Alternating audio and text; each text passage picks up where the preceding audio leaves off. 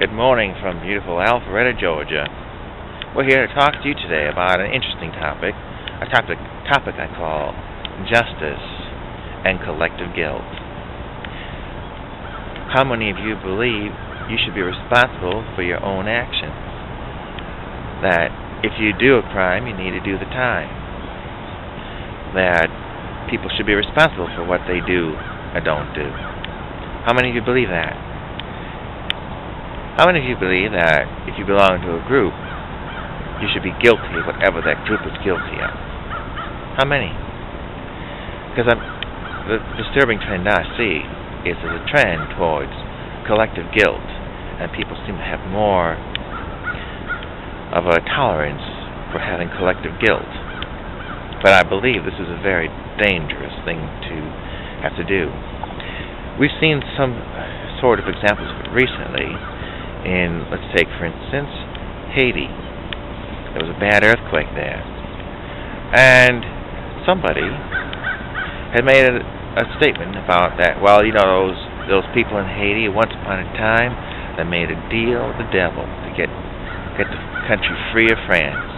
And that how long ago was that? Was that like 200 years ago? Does that mean anything nowadays? Those people down there now, those are none of those folks, if it was even true in the first place. And yet, some people might hold them collectively guilty of that for hundreds of years. They never let them forget.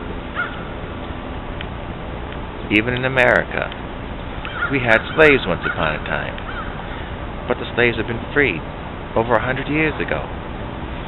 And yet, there's still sort of a guilt thing going around about that.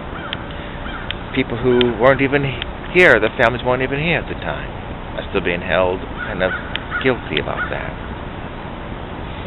And it's unfortunate that they have this collective guilt thing. Now, there's another part of collective guilt, and this is when it's not even justified. Let's take, for example, the nation of Iceland. The country doesn't have a whole lot of industry, and so they went into banking in a big way. And in Iceland, the bankers fell into the same trap as the stock market and bankers of America. And they got themselves so deep into financial trouble that they needed some kind of bailout. Now, bailout is a questionable term here, but in essence, it was like they provided high interest paying securities for pensions for people in England, investments.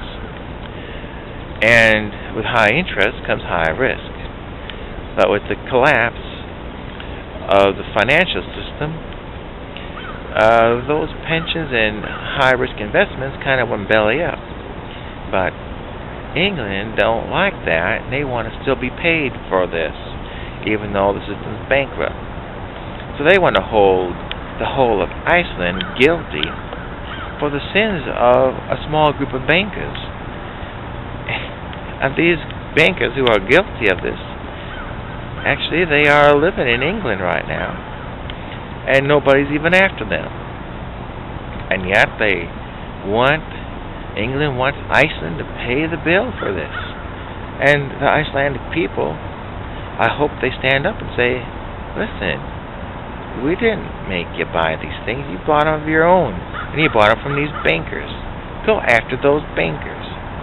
I don't think Iceland should pay that bill. But yet the system wants to hold them all guilty of that thing. And when you know it's just a few high-level bankers and businessmen and traders or whatever. So, I'd just like to say, Iceland, I hope you stand up to it. I hope you do well. And I hope you just say no more bailouts. You know, bailing out the system just covers up the sins. You know, the system should have been let to fall on its own accord, be audited, and find out who was behind it. And instead, it just keeps getting covered up and perpetuated. So, that's my take on it. And so, if you care to, leave some comments below about collective guilt and justice. You know, if you belong to a group, you know, would you want somebody to define you as guilty because you're a member of that group, whether it's a church or a gang or a club or whatever? Do you think that collective guilt is wrong? Should be on an individual, shouldn't it? Yeah. So put your comments below and give me a good rating. Be seeing you.